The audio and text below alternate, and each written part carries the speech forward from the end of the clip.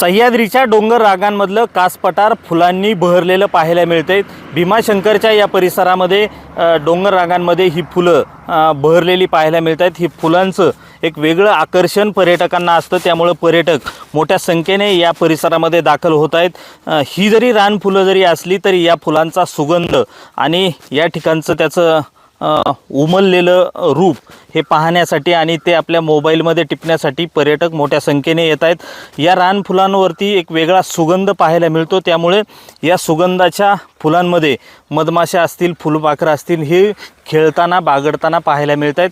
त्यामुळे हिरव्यागार निसर्गाच्या कुशीत हे निसर्गाचं वैभव विलक्षणीय पाहायला मिळते।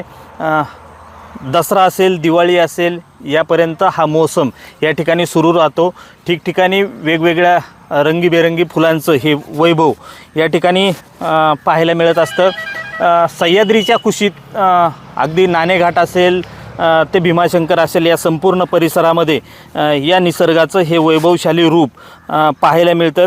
फुलांचा सुगंध हा बहरून गेलेला आहे, त्यामुळे सह्याद्रीचं हे निसर्गाचं सौंदर्य कुठंतरी पर्यटकांना भुरळ टाकणार आहे। त्यामुळे भीमाशंकर परिसरामध्ये आल्यानंतर तुम्ही या रानफुलांच्या सुगंधाचा आणि त्याच्या सौंदर्याचा आनंद नक्की घ्या।